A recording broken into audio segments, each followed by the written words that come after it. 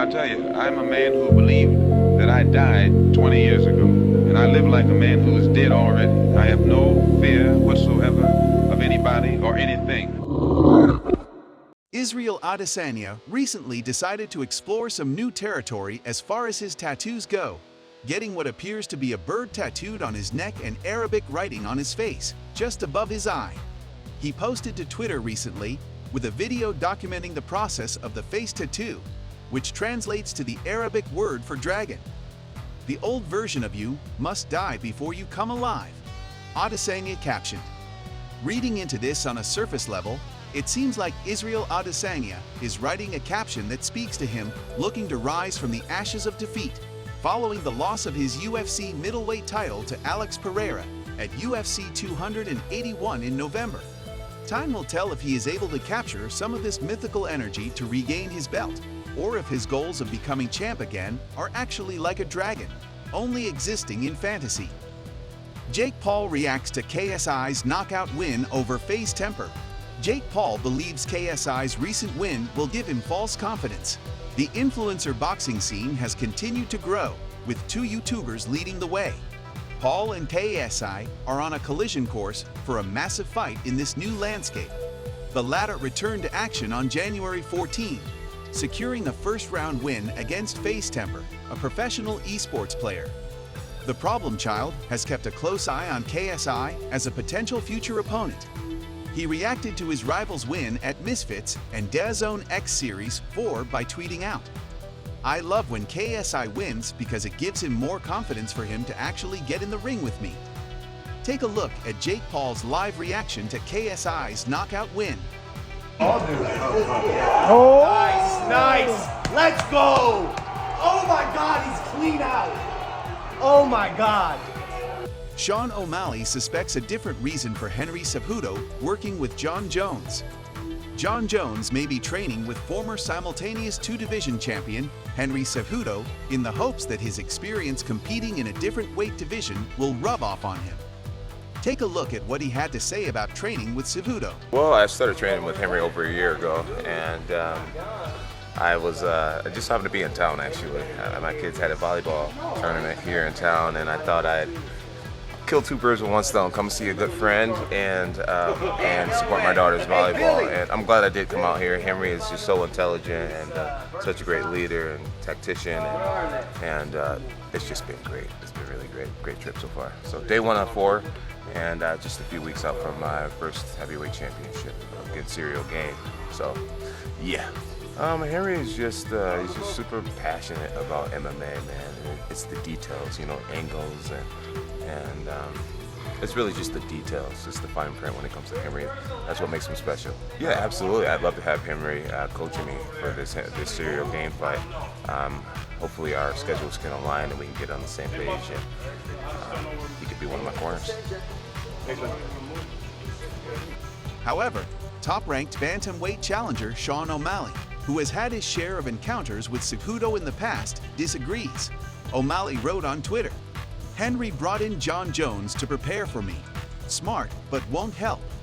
Now that the 135-pound champion, Aljamain Sterling, has declared that he will need time to properly recover from a long-standing bicep issue, a bout between O'Malley and Henry appears imminent." Sugar has recently challenged Cejudo, stating that he is willing to square off against Triple C in the meantime while Sterling recovers. Leon Edwards versus Kamaru Usman 3, set for UFC 286. It is official. Leon Edwards and Kamaru Usman are completing their trilogy at UFC 286 on March 18 at the O2 in London, England. UFC President Dana White announced the news during his appearance at the post-fight press conference for UFC Vegas 67 on Saturday. There was concern that the fight could be delayed because of a hand injury for Usman, but that rumor is officially squashed. So what is going on? Because all the rumors are that obviously March 18th, hopefully it's going to be you and Kamaru again for the rubber match. But he's walking around with a brace on. Ali Abdelaziz is saying, listen, Kamaru's going to be there.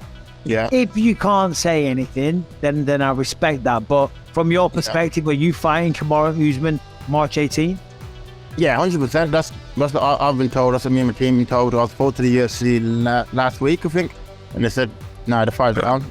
He's already training for the fight, you know. So I was like, "Okay, perfect." So I am aiming towards that. But if something changes in the meantime, then we'll go from there. But now I am focused on having that trilogy against Usman in London. After Usman was dethroned, Edwards said the third and potentially final fight would be on his terms, which meant the ex-champion would have to go over to London for it. Usman agreed, and here we are now. Sign up today at BetUS using the link in the description and get a $50 credit for all sports, no deposit needed. Join now. Breaking news. Francis Ngannou officially parts ways with the UFC. The ongoing saga of Francis Ngannou's contract status with the UFC has reached its conclusion. For over a year now, Francis Ngannou's UFC contract status has been one of the hottest topics in mixed martial arts, with speculation on if he'd remain with the promotion and face Jon Jones in a mega fight for the ages. Now, it appears that he may not compete in the UFC ever again. At the UFC Vegas 67 post-fight press conference, Dana White addressed Ngannou's status with the promotion. You know, we've been working on a new agreement with Francis for like 2 years now. And we had gotten to a point where, you know, he was going to fight Jon Jones. And many who believe, including me, that he's the best of all time, you know, for the heavyweight championship. And Jon Jones has been willing and ready and able to fight anybody. He didn't care who it was. Could have been anybody in the heavyweight division. He was ready to go. And Francis, we offered Francis a deal that would have made him the highest paid heavyweight in the history of the company. More than Lesnar, more than anybody. And he turned the deal down. So, you know, I don't know, you know, we get to this point where I've told you guys this before. If you don't want to be here, you don't have to be here. You know, I think Francis is in a place right now where he doesn't want to take a lot of risk. Feels like he's in a good position where he could fight lesser opponents and make more money. These remarks seem to drive a stake through the heart of one of the most desired fights in UFC history, Jon Jones versus Francis Ngannou. Instead, Jon Jones will headline UFC 285 opposite Ciryl Gane for the undisputed heavyweight championship. And what's next for the now former UFC heavyweight champion Francis Ngannou? Only time will tell. Jon Jones secures new UFC deal ahead of Octagon return. Yes, you heard that right. Jon Jones' UFC future is solidified ahead of his highly anticipated return at UFC 285 for the vacant heavyweight title. After Francis Ngannou parted ways with the UFC, the promotion wasted no time in booking Jones against Ciryl Gane at UFC 285.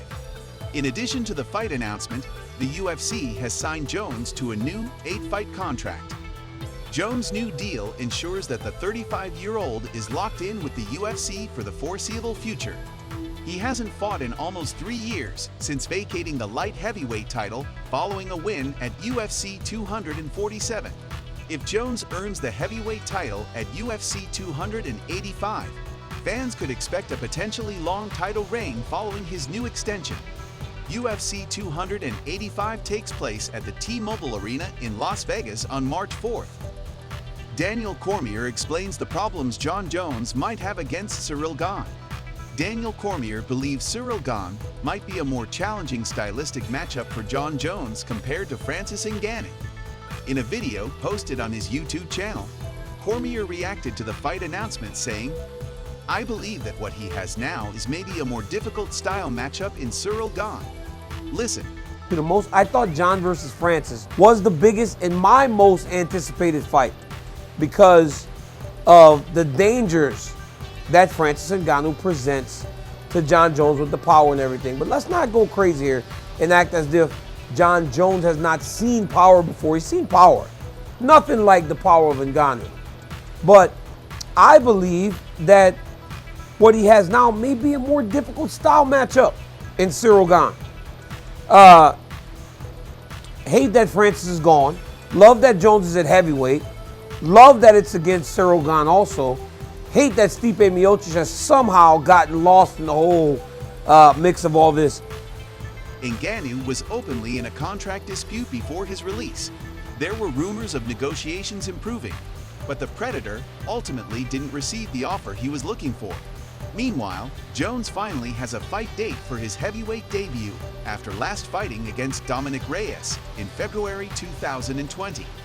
Are you excited to watch Jon Jones back in the Octagon? Will he beat Ciryl Gane?